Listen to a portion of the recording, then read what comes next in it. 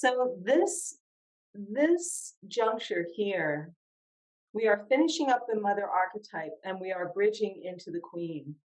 And when we get into the queen, we are going to be talking about power and certainly the power to manifest.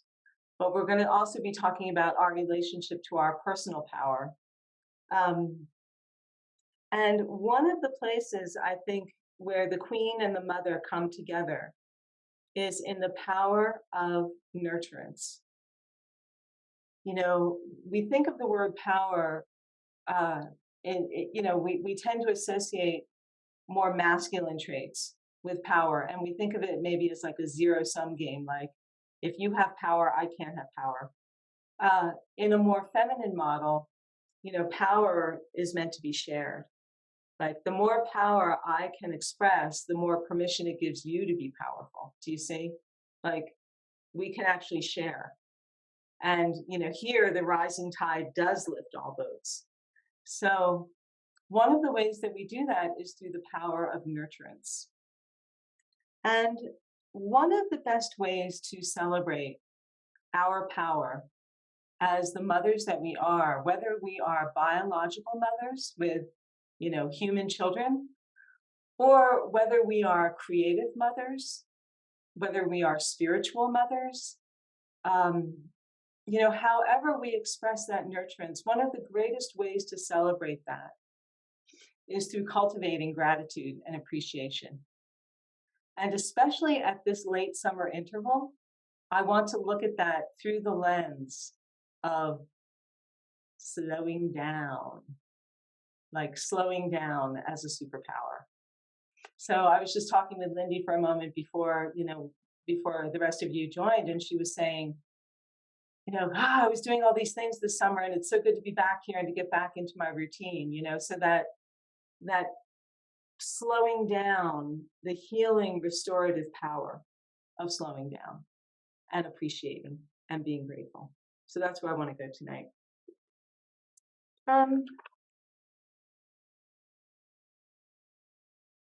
So one of the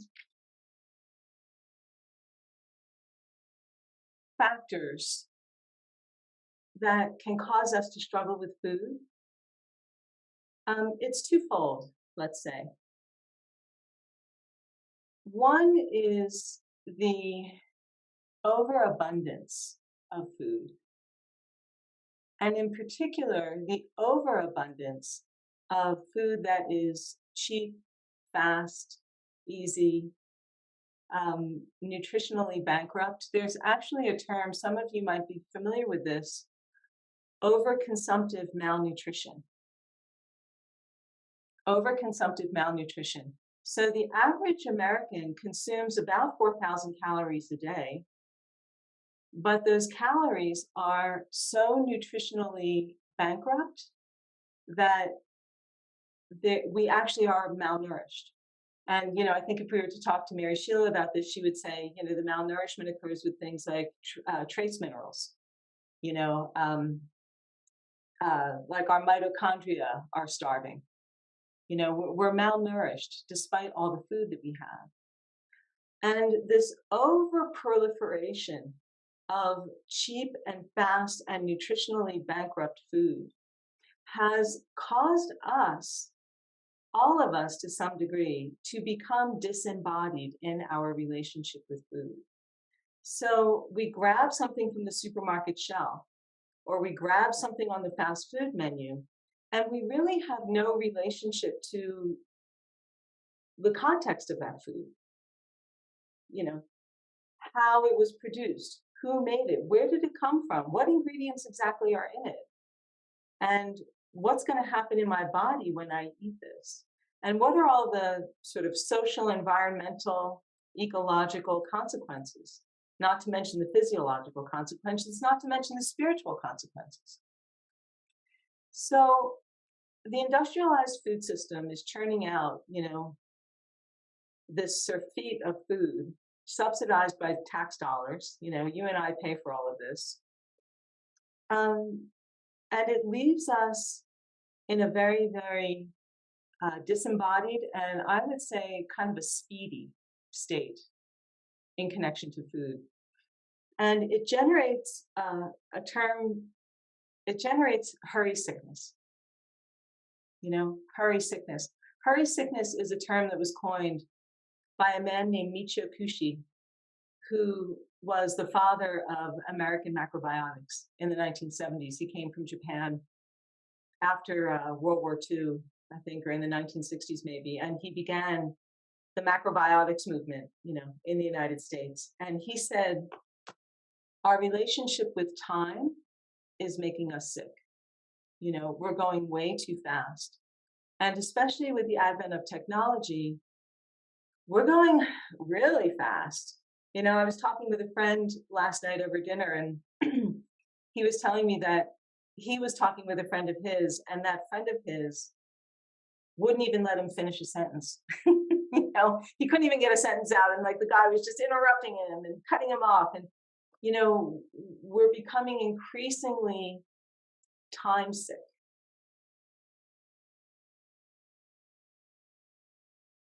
So another consequence of this is that eating food has become more of a chore than a pleasure.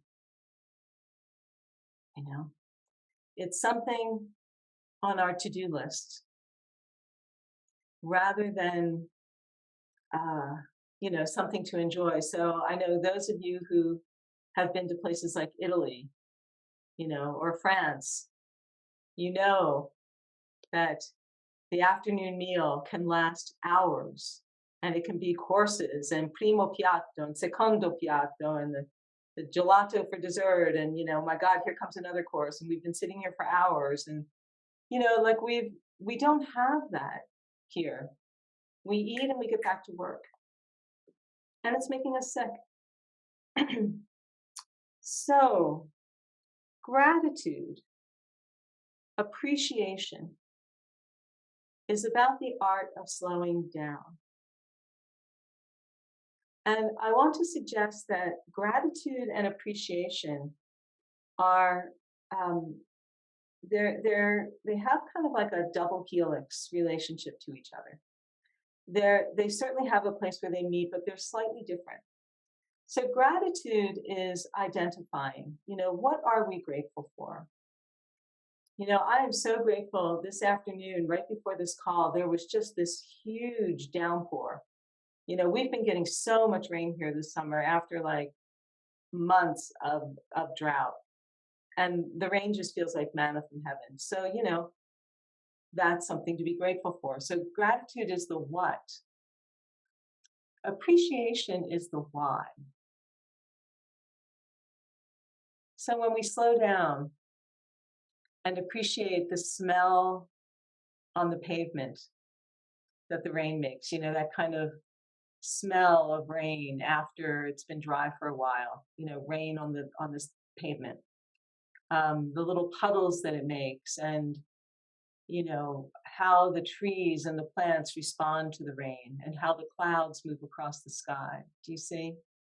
There's this sense of slowing down enough to notice and pay attention. And not just simply to notice and pay attention, but to allow those sensations to actually become a kind of food. So that our experience amplifies, our appreciation amplifies what we are grateful for. Okay?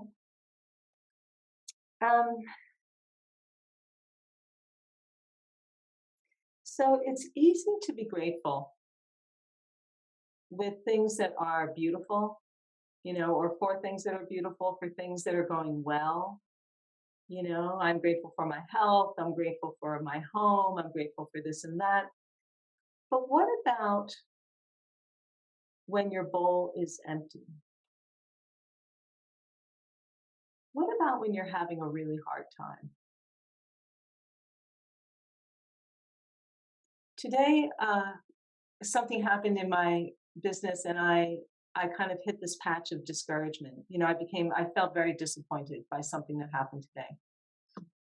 And I was starting to feel discouraged. And I thought, oh, discouragement. Yeah. And I went out onto my back deck and I just sat for a moment and kind of took myself into counsel, and just let myself feel the discouragement. And I thought about that word discouragement. Discouragement, the loss of heart, the loss of courage, you know. In Spanish, we would say desanimada, like the loss of soul. And I did some tapping, on the discouragement. And what I came to in appreciating the discouragement, like I began, of course, I was asking the question, like, can I love myself even with this? Can I love myself with this discouragement? And what came up was, I could appreciate the discouragement because I care enough to be discouraged. Do you see? Like the discouragement was an expression of something, of care, of some kind of love, of some kind of appreciation. So we can even appreciate when we are going through a difficult time. So one of the traits of mastery, if you will, on this path of women, food, and forgiveness is recognizing that every trauma we might experience, whether it's a great big huge trauma, or it's just some kind of little thing like that, something like that happens today, little discouragement. That every adverse experience carries within it some blessing, some gift, and some lesson. No matter how hard things get, there's something we can learn about ourselves and about other people and about the world from our experience. There's some gift, like sometimes if you've ever had the experience, like if this terrible thing didn't happen, this wonderful thing couldn't happen. Do you see? Like sometimes the experience opens up to some kind of a gift, something unbidden. And all of that ultimately is a blessing from heaven. It's a blessing from the universe. So really, ultimately, the universe has its hand on our shoulder no matter what. And the key to recognizing that is slowing down enough to appreciate.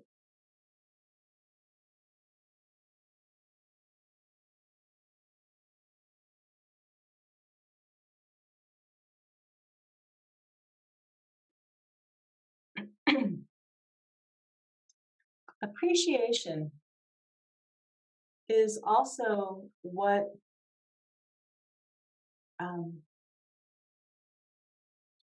it's what feeds and nourishes our humanity.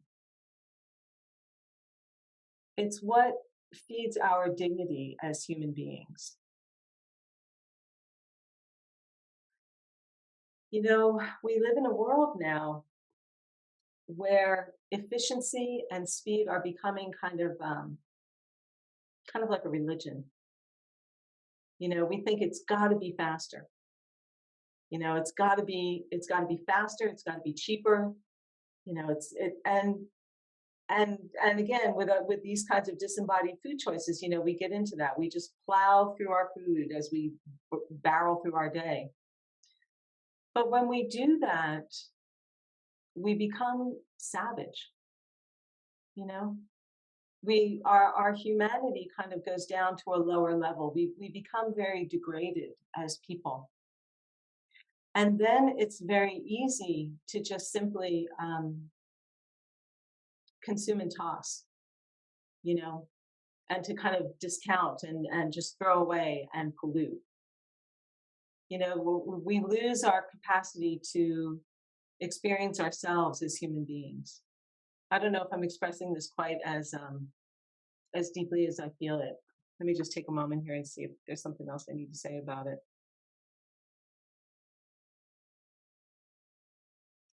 So different cultures, before the advent of fast food, different cultures had different meal rituals, just like the Italians that I was talking about. But even, say among Asian cultures, In the Zen tradition, there's a mindful eating practice called oryoki. I know at least one of you here has done that. I used to be an oryoki teacher. And it's a practice of eating that is akin to tea ceremony. So it's very ritualized, and you rotate 90 degrees, and you do this with this hand, and you do that with that hand, and there's a whole protocol to it. It's quite beautiful. In the Western tradition, we used to set a table, and we used to have a particular way that we set the table. And we used to have table manners, and we used to say please and thank you, and we didn't get up from the table until our neighbors were done. And at a certain point, we decided that these things were kind of stuffy and fuddy-duddy. And it was like, oh, let's just hang out, And, it's great to just hang out. But there's something to be said as well for that kind of ritual dance. Linda, you were saying getting back to your routine. Well, the word routine is the same root as ritual. Do you see? Getting back to the rituals, the sacred rituals of our lives. Because when a culture practices those kinds of eating rituals, there are fewer eating disorders. We don't have those rituals anymore. And our eating disorder is like through the roof. Do you see? So, appreciation preserves and enhances our human dignity. It enhances our queendom and our motherhood as well, our mothering. Okay. The other thing about gratitude and appreciation that I want to say is that they are anti-inflammatory. They are anti-inflammatory to the soul and to the body. So, I know one of you came out of this retreat like, okay, I want to lose weight. I'm ready. And I want to invite you to consider in your quest to lose weight that it's not just like an event, like I'm going to do this thing called losing weight, but rather I'm going to steward my life in such a way that I enhance, my dignity and my well-being. And I do it vis-a-vis, one of the tools that I use is practicing this gratitude and appreciation. Okay. And then the last thing I want to say is gratitude and appreciation are turbocharged rocket fuel in your manifestation engine.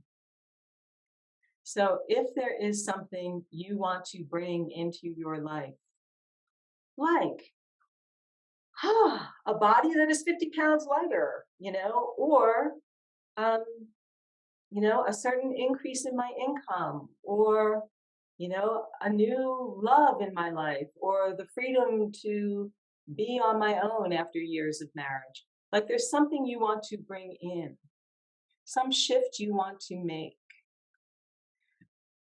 Gratitude is like taking a Concord jet to get there. Okay, thank you so much, especially for,